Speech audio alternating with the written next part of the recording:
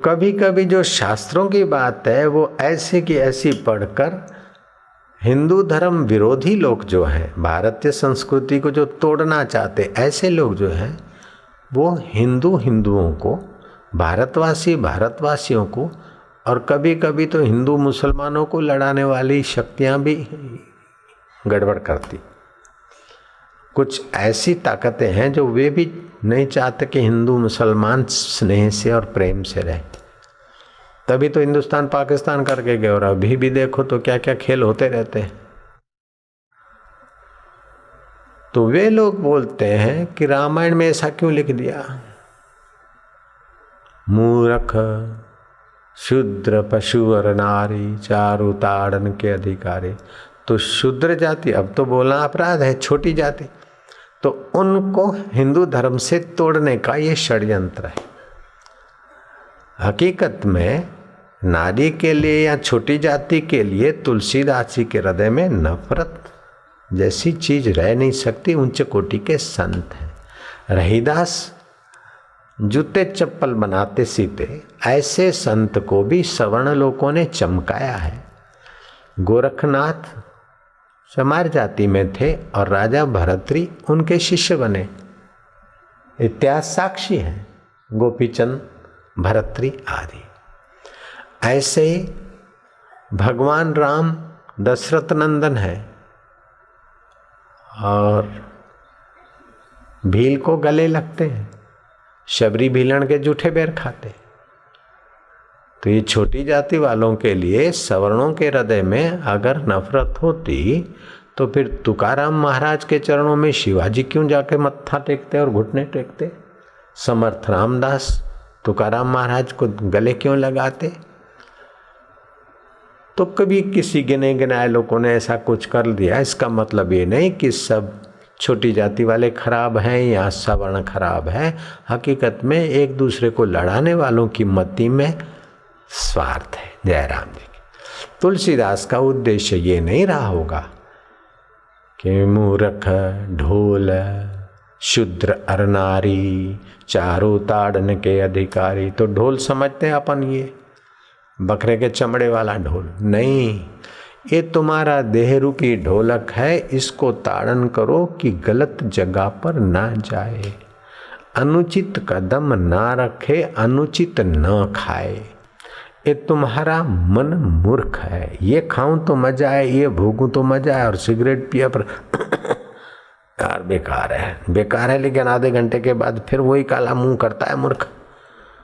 पत्नी के साथ सोए, ये किया पति के साथ, बाद में देखा कि कोई सार नहीं है। संसार भोगने के बाद जो अनुभव होता है तो बोलता है कोई सार नहीं, अब इससे बचेंगे।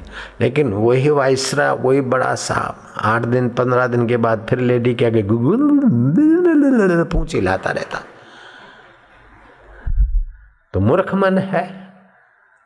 तो मूर्ख मन को और देहरूपी ढोल को अनुशासन में रखो। शूद्र, ये अहंकार शूद्र है। मैं सुंदर लगता हूं, सुंदर क्या लगता है? शूद्र है तू। नाक में लींट पड़ी है, आंख में कीचड़ पड़ी है, दांतों में मरे हुए बैक्टीरिया की बदबू पड़ी है। तू सुंदर क्या है? सुंदर तो परब्रह्म परमात्मा की हाड़ मांस का शरीर सुंदर लग रहा है, लेकिन नाक का डिजाइन देखकर, बाल की जरा इधर उधर देखकर अपने को सुंदर मानने वाला अहंकार ही शूद्र है। और शूद्र चीजें इकट्ठी करके अपने को सेठ शाहूकार और नेता मानने वाला अहंकार ही शूद्र है। उस अहंकार रूपी शूद्र का ताड़न करो भाई। तो ऐसा नहीं कि भाई जो छोटी जाति वाले हैं उनको पहले काल में बोलते थे शूद्र, तो उनका ताड़न करो। तुलसीदास जी इतने अल्पमति के महापुरुष नहीं है। चौथा आता है नारी, शूद्र नारी। नारी कौन सी? स्त्रियां, बहनों का ताड़न करो।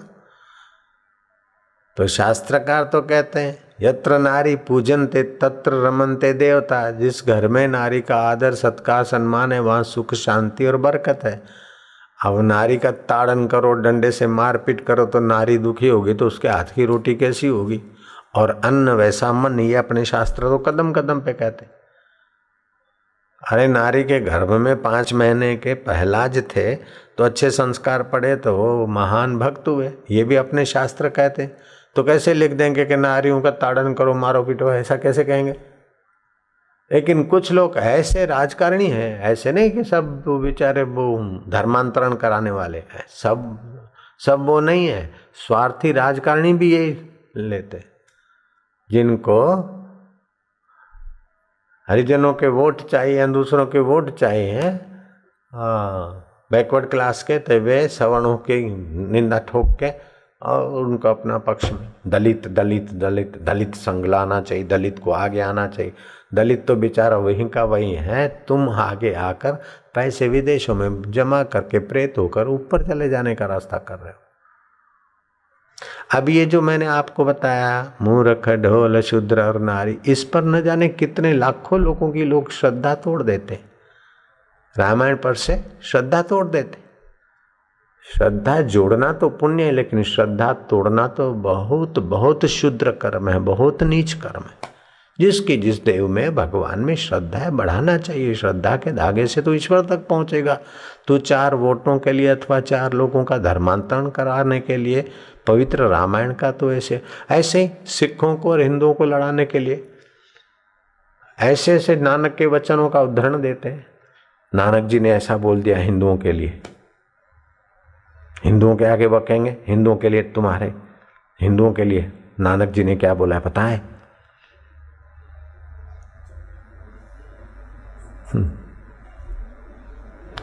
राम गयो रावण गयो ताको बहु परिवार। तो राम गयो, राम जी के लिए ऐसा बोलते हैं ये सिख संप्रदाय के तुम्हारे गुरु नानक, गुरवाणी में देख लो है। राम गयो रावण गयो ताको बहु परिवार, कह नानक थिर कछु नहीं स्वप्ने जो संसार।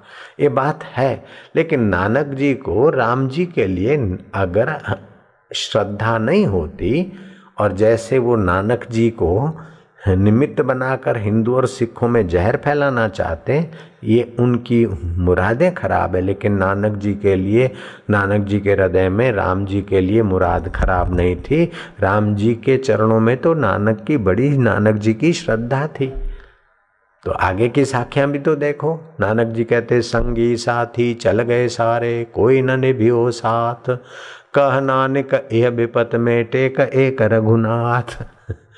तो ये पोल खुल जाता है। जो लोग हिंदुओं को सिखों को भिड़ाते हैं अथवा दलितों को और सवर्णों को भिड़ाते हैं, तो ये ऐसी कथाएं ही भिड़ाने वालों की ग्राहकी बहुत मंदी कर देती है।